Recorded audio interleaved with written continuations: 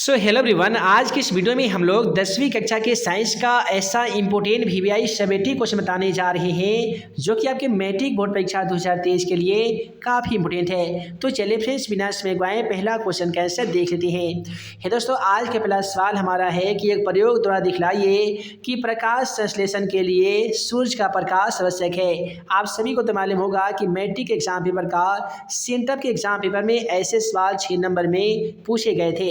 तो आसान शब्द में उसका ऐसा लिखिएगा कि प्रकाश संश्लेषण के लिए सूर्य का प्रकाश आवश्यक है। इसे प्रयोग द्वारा दिखलाने के लिए गमले में लगा एक मंडहीन पौधा को लेते हैं, जिसके एक पत्ती के बीच क्लिप की सहायता से काला कागज लगा देते हैं और गमले को कुछ देर के लिए सूर्य के प्रकाश में रख देते हैं। तत्पश्चात यानी तुरंत उसके बाद सावधानी पूर्वक उस पत्ती को काट लेते हैं जिस पर काला कागज लगाया गया था और उसके साथ साथ एक अन्य पत्ती को भी काट लेते हैं और परीक्षण करने के लिए पत्ती को आयोडीन के घोल में डाल देते हैं। तो हम पाते हैं कि जिस भाग पर काला कागज लगाया गया था उसके रंग में कोई भी परिवर्तन नहीं हुआ है, अर्थात सूर्य के प्रकाश की अनुपस्थिति के कारण प्रकाश संश्लेषण की क्रिया संपन्न नहीं हुई थी और जिस भाग पर काला कागज नहीं लगाया गया था उसका रंग गाढ़ा नीला हो गया है। अतः इस प्रयोग से यह स्पष्ट होता है कि प्रकाश संश्लेषण के लिए सूर्य का प्रकाश काफ़ी ही ज़्यादा आवश्यक है। अब आसान शब्दों में फिगर के माध्यम से समझिए कि प्रकाश संश्लेषण के लिए सूर्य का प्रकाश आवश्यक है। इसे प्रयोग द्वारा दिखलाने के लिए गमले में लगा इस प्रकाश से एक मंडहीन पौधा को ले लेते हैं, जिसके एक पत्ती में क्लिप की सहायता से काला कागज लगा देते हैं और इस गमले में लगे पौधा को कुछ देर के लिए सूर्य के प्रकाश में रख देते हैं। उसके बाद यानी तुरंत उसके बाद उस पत्ती को काट लेते हैं जिसमें काला कागज लगाया गया था, उसके साथ साथ एक अन्य पत्ती को भी काट लेते हैं और उसकी परीक्षण करने के लिए आयोडीन का घोल में डालते हैं। तो जिस पत्ती पर काला कागज लगाया गया था उसका रंग में कोई भी परिवर्तन नहीं होता है, अर्थात सूर्य के प्रकाश की अनुपस्थिति के कारण उस पत्ती में प्रकाश संश्लेषण की क्रिया संपन्न नहीं होती है और जिस भाग पर काला कागज नहीं लगाया गया था उसका रंग गाढ़ा नीला हो गया है। अतः इस प्रयोग से यह स्पष्ट होता है कि प्रकाश संश्लेषण के लिए सूर्य का प्रकाश आवश्यक है। अब देखिए अगला सवाल क्वेश्चन में 31 क्या कहता है कि यौन रोग या जनन संचरित रोग क्या है। तो आसान शब्दों में इसका ऐसा लिखिएगा कि वैसे रोग जो जनन अंगों की कुसंक्रियता और संक्रमण तथा अनैतिक यौन संबंधों से फैलता है।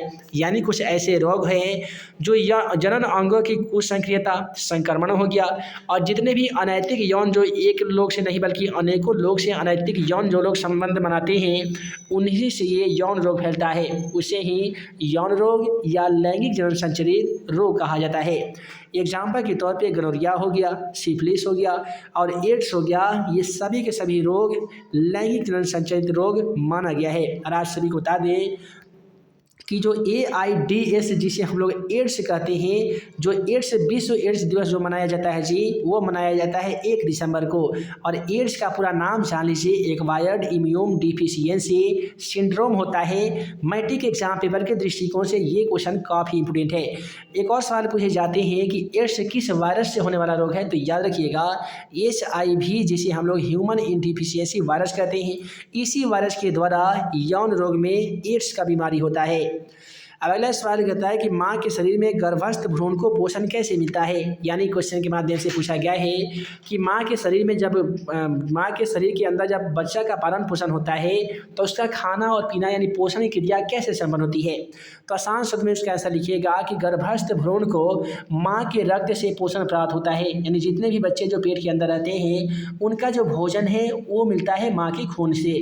भ्रूणीय नाल रज्जु द्वारा माँ के गर्भ से जुड़ा रहता है, जिसे पोषक तत्व और उसमें ऑक्सीजन भ्रूण में पहुंचता रहता है। अब आइए जान लेते हैं एड्स रोग के बारे में कि आखिर ये एड्स रोग क्या है। तो आसान शब्दों में इसका ऐसा लिखिएगा कि एड्स का पूरा नाम एक्वायर्ड इम्यून डिफिशियंसी सिंड्रोम है। अभी हम बता ही रहे थे कि एड्स का जो पूरा नाम होता है एक्वायर्ड इम्यून डिफिशियंसी सिंड्रोम होता है। जो HIV जिसका पूरा नाम ह्यूमन इम्यूनोडिफिशियंसी वायरस है, ये जीवाणु द्वारा होने वाला रोग है।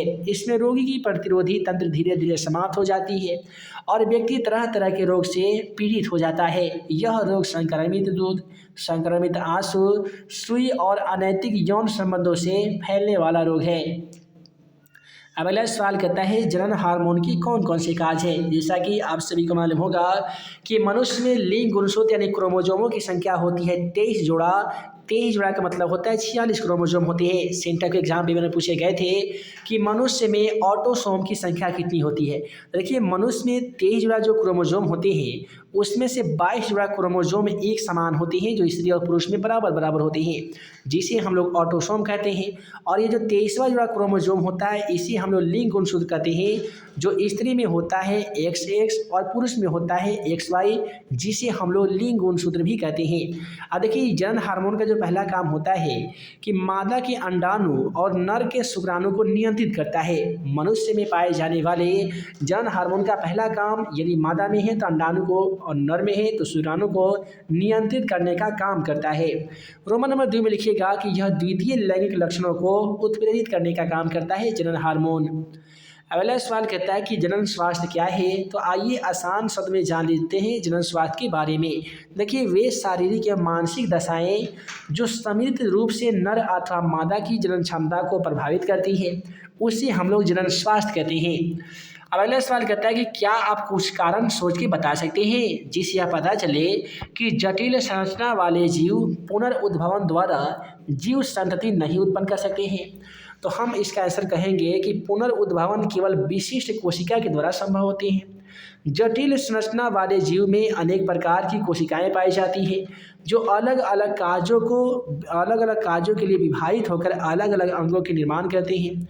अतः जटिल संरचना वाले जीव में पुनर्उद्भवन द्वारा नई संतान उत्पन्न करने की क्षमता नहीं होती है। अब देखिए अगला सवाल क्वेश्चन नंबर 37 क्या कहता है जी। क्वेश्चन नंबर 37 से पूछा गया है कि परिवार कल्याण या परिवार नियोजन क्या है।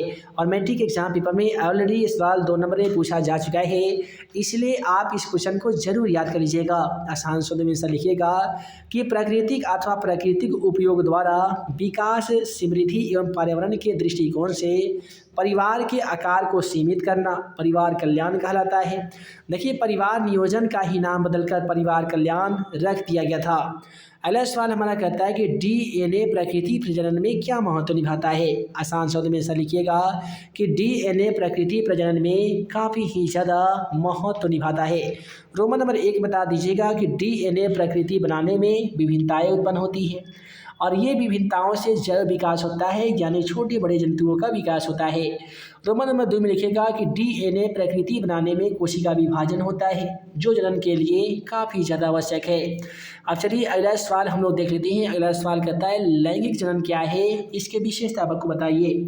देखिए जनन की वह विधि जिसमें नर एवं मादा जनन अंग भाग नहीं लेते हैं, यानी जनन की ऐसी विधि है जिसमें नर और जनन मादा की जो जनन अंग होती है वो भाग लेते ही नहीं है, केवल इसमें एक ही जीव भाग लेती है, उसे हम लोग अलैंगिक जनन कहते हैं। अब इसकी विशेषता क्या होती है कि इनमें केवल एक ही जीव भाग लेते हैं, ये होता है अलैंगिक जनन की विधि। इसमें अंडाणु और शुक्राणु भाग नहीं लेते हैं, इसमें समसूत्री विभाजन और अर्धसूत्री विभाजन दोनों होता है। इसमें इस विधि के द्वारा उत्पन्न संतान अपने जनकों के समान होता है। इस विधि में निषेचन की जरूरत नहीं पड़ती है, यानी सेक्स करने की जरूरत नहीं पड़ती है। अब अगला सवाल क्वेश्चन नंबर 41 क्या कहता है जी कि अलैंगिक जनन की प्रमुख विधियों को लिखिए। तो आसान शब्द में लिखेंगे कि अलैंगिक जनन की प्रमुख विधि निम्नलिखित है। अब यहाँ से 1 नंबर का ऑब्जेक्टिव आपका 100% बनता है। देखिए कहेगा कि विखंडन विधि क्या है। तो इस विधि में जीव 2 या कई भागों में बंटकर नए जीव उत्पन्न करते हैं। यानी विखंडन विधि में क्या होता है कि इस विधि में जो भी जीव भाग लेते हैं वो कई भागों में बंटकर नए नए जीव का निर्माण कर देते हैं, जैसे कि अमीबा हो गया, पैरामीशियम हो गया, ईस्ट यूग्रीना, प्लाज्मोडियम और शैवाल, ये सभी में होता है विखंडन विधि। यहाँ से ऑब्जेक्टिव सवाल इस प्रकार से पूछा जाएगा कि इनमें से किस में विखंडन विधि होता है, तो ये सभी जीवों में से किसी एक जीव का नाम उसमें जरूर दिया जाएगा। अगला क्वेश्चन है कि मुकुलन विधि, और मुकुलन विधि तो 100% आपके एग्जाम में पेपर में टकराएगा ही टकराएगा, क्योंकि मुकुलन विधि से बहुत सारे सवाल क्वेश्चन पेपर पूछे जाते हैं। तो इसका आंसर लिखिएगा कि इस विधि में जीव के शरीर से मुकुल निकल आता है जो अलग होकर नए जीव के रूप में जीवन यापन करने लगते हैं, जैसे कि हाइड्रा और ईस्ट हो जाएगा। और एक ही जान लीजिए कि हाइड्रा और ईस्ट यही 2 जीव है जिसमें मुकुलन जनन विधि पाई जाती है। उसके बाद में है कि बीजाणु जनन विधि के बारे में। दोस्तों इस विधि में सूक्ष्म थैलियों का निर्माण होता है जिसके अंदर छोटी छोटी रचनाएं बनती है और एक मोटा आवरण से घिरा होता है और अनुकूल परिस्थितियों में वह आवरण फट जाता है और वे सभी जीव के रूप में स्वतंत्र रूप से जीवन यापन करने लगते हैं। जैसे कि हो गया स्पाइरोगाइरा। यहाँ से अब सवाल बनता है कि स्पाइरोगाइरा में जनन की कौन सी विधि पाई जाती है, तो बीजाणु जनन विधि पाई जाती है। या बीजाणु जनन विधि किस जीव में पाया जाता है, तो स्पाइरोगाइरा में पाया जाता है, याद रखिएगा। अब अगला सवाल देख लीजिए कि पौधों में कायिक प्रजनन का वर्णन कीजिए। तो देखिए पौधों में कायिक जनन क्या होता है, तब पौधों में जनन अंगों के लिए फूल ही जनन अंग माने जाते हैं। यानी पेड़ पौधे में यदि कोई पूछेगा कि जनन अंग क्या होता है, तो फूल होता है ना जी, जिसमें नर एवं मादा दोनों जनन अंग होते हैं। नर जनन अंग को पुमंग या पुंकेसर कहते हैं, मादा जनन अंग को जयांग या स्त्रीकेसर कहा जाता है।